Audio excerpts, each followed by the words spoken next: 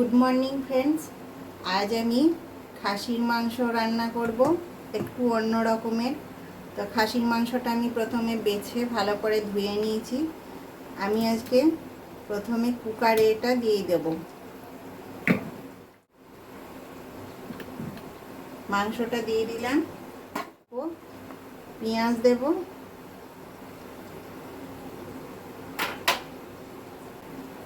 হলুদ দেব,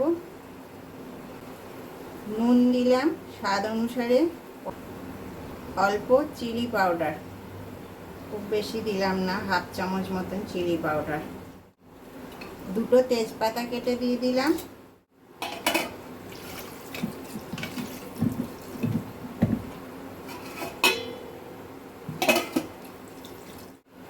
এটা প্রথম সিটির পর 7 থেকে 8 মিনিট সিটি ফেলা হয়ে গেছে।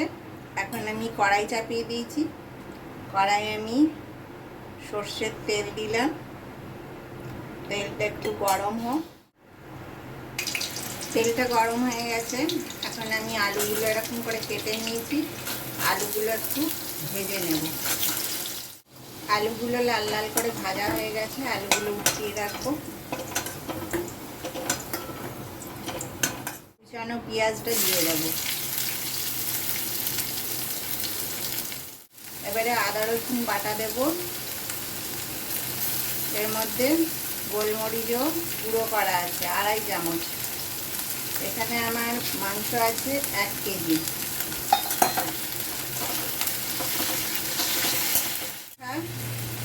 লাল লঙ্কা আমি দিয়ে দিলাম, এগুলো কাঁচা লাল লঙ্কা। হলুদ দেবো অল্প, কেননা অল্পেও আমি হলুদ দিয়েছি। নুন দেবো অল্প।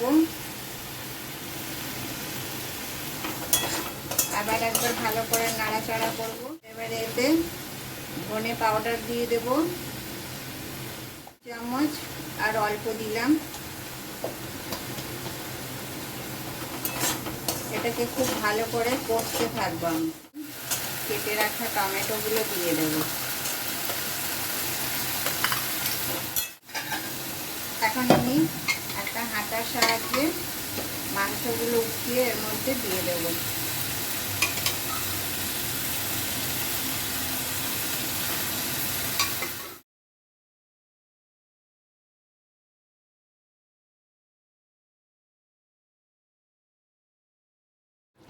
এখন আমি আঁচটা কম করে দিয়েছি। এখন আমি দইটা দিয়ে দেব, ফেটিয়ে রাখা। ছোট কাপ আছে, ছোট কাপের প্রায় মুখ ভর্তি 1 কাপ দিইনি, 1 কাপের থেকে একটুখানি কম দিয়েছি। এখন আঁচটা সিমই রাখবো। দেখুন মাংসটা অনেক কষা হয়ে গেছে, কালারটাও খুব সুন্দর এসছে। আপনারা হয়তো ফটোতে ভিডিওতে অত ভালো বুঝতে পারবেন না, খুব সুন্দর কালার এসছে। আপনারা চাইলে কাশ্মীরি লঙ্কা দিতে পারেন, আমি কাশ্মীরি লঙ্কা তো দিতে পছন্দ করি না। আর একটু কষে নিই, কষার পরে আমি ভেজে রাখা আলুগুলো দেব। আর আপনারা আমার চ্যানেলটাকে লাইক শেয়ার সাবস্ক্রাইব করবেন, আমার পাশে থাকবেন। যারা আপনারা আপনাদের কিমতি সময় থেকে বার করে আমার ভিডিওগুলো দেখেন, তাদেরকে অসংখ্য ধন্যবাদ।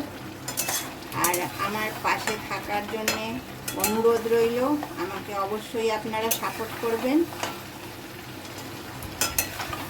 এবারে আমি আলুটাও দিয়ে দিচ্ছি ভেজে রাখা। এখনও আমি প্রায় 5-7 মিনিট মতন কষিয়ে নেব। মাংসটা এবারে আমার একবারে শুকনো শুকনো করে কষা হয়ে গেছে। এবারে আমি এর মধ্যে গরম করে রাখা জলটা দিয়ে দেব। ঝোলটা এখন ফুটছে, আমি ঢাকনাটা একটু খুললাম দেখার জন্যে। আর কিছুক্ষণ ফোটার পর আমি অফ করব। আমার মাংস রান্না হয়ে গেছে।